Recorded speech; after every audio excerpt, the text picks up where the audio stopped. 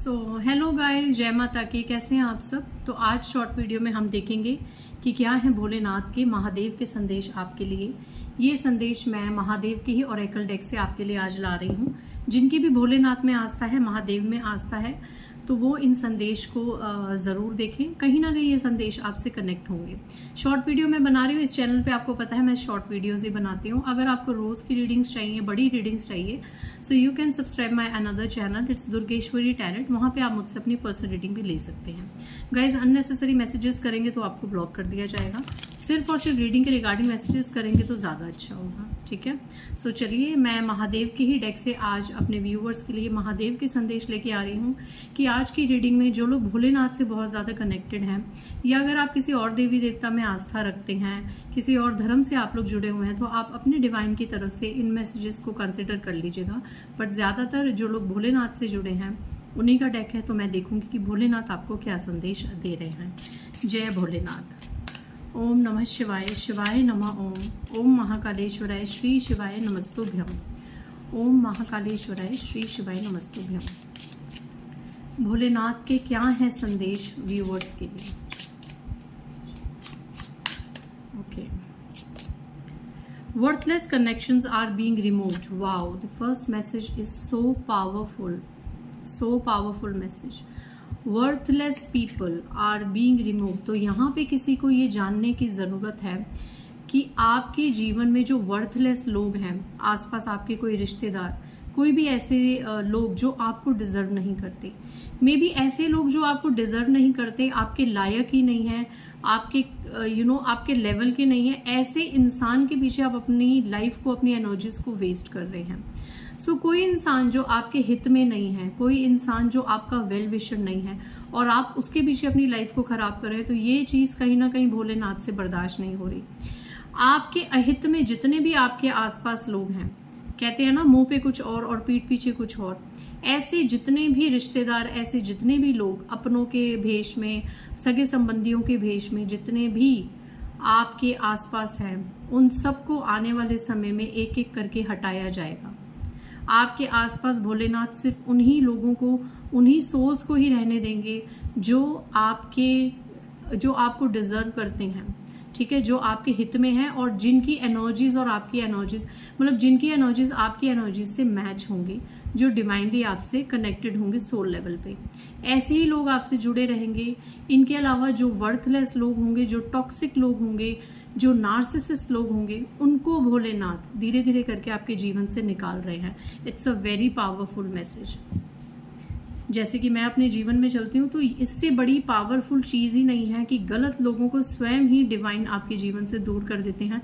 आपको कुछ एफर्ट्स करने की ज़रूरत ही नहीं होती। आपको सिर्फ ईश्वर के आगे प्रेयर करने की ज़रूरत होती है कि हे ईश्वर, मैं आपकी शरण में हूँ, हे माँ काली, हे भोलेनाथ, मैं आपकी शरण में हूँ।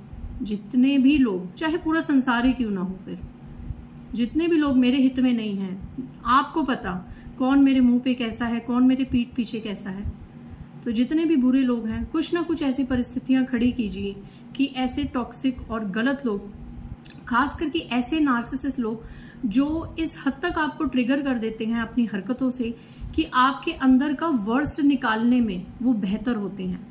कहते हैं ना संग का असर, कुछ लोग आपको इस हद तक ट्रिगर कर देंगे, इस हद तक आप एक लेवल पे कितना पेशेंस रख लोगे। एक पेशेंस का भी एक लेवल होता है ना, एक लेवल पे आप समझा के किसी इंसान को कितना पेशेंस रख लोगे, फिर चाहिए कोई भी रिलेशनशिप हो। आखिर अति तो होती है, एक टाइम तो ब्रेक थ्रू आता है कि अब बस, तो फिर आपके अंदर का क्रोध में इतना वर्स निकलता है। तो जो इंसान इस हद तक आपको एक लेवल पे ले आए, इस हद तक अपने लेवल तक गिरा दे, ऐसे इंसानों से दूरी भली। ऐसे लोग आपकी एनर्जीज को भी ड्रेन करते हैं, ये लोग एनर्जी सकर होते हैं। तो जितना हो सके ऐसे इंसानों से आप दूर रहिए।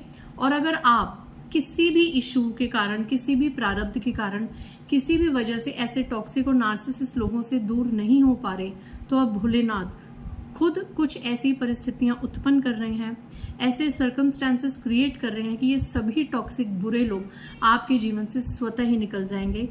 You don't have to do anything, आपको कुछ करने की जरूरत नहीं रह जाएगी। एक और मैसेज देख लेते हैं। वैसे यहाँ पे मैं शॉर्ट ही वीडियो बनाती हूँ, बट आज भोलेनाथ की एनर्जी काफ़ी हाई है। और मेरे व्यूवर्स को आप क्या बताना चाहते हैं भोलेनाथ। जय भोलेनाथ। नमः शिवाय, नमः शिवाय। Surrender to divine. Wow, again so powerful message. Divine को सरेंडर कर दीजिए, सब कुछ ईश्वर पे समर्पित कर दीजिए। अगर आज की रीडिंग में कुछ ऐसे लोग मुझसे कनेक्टेड हो रहे हैं मुझसे कनेक्ट हो रहे हैं जो बहुत ज़्यादा अप एंड डाउन फेस करके जिनका ना विश्वास उठ रहा है ईश्वर से, तो यहाँ पे आपको बताने की ज़रूरत है। यहाँ देखिए, सो ब्यूटीफुल पिक्चर आप देखिए, भोलेनाथ ने इस इंसान के सर पे हाथ रखा है और एक हाथ में त्रिशूल है। तो इस चीज़ क्या डिनोट करती है ये चीज़? इस चीज़ से भोलेनाथ आपको ये मैसेज कर रहे हैं कि ये जो त्रिशूल है तुम्हारे शत्रुओं के लिए काफ़ी है, और ये जो हाथ है तुम्हारे सर पे मेरा, ये तुम्हारे लिए काफ़ी है।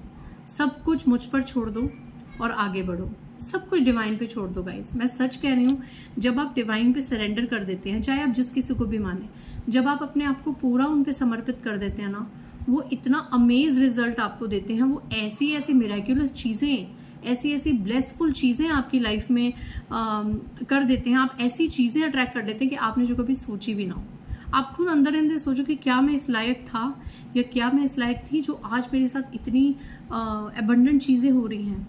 ठीक है, सो अगर आप अपनी लाइफ में चेंजेस चाहते हैं, बहुत ही ब्लेसिंग्स को अट्रैक्ट करना चाहते हैं, तो सब कुछ डिवाइन को सरेंडर कर दीजिए, भोलेनाथ को सरेंडर कर दीजिए।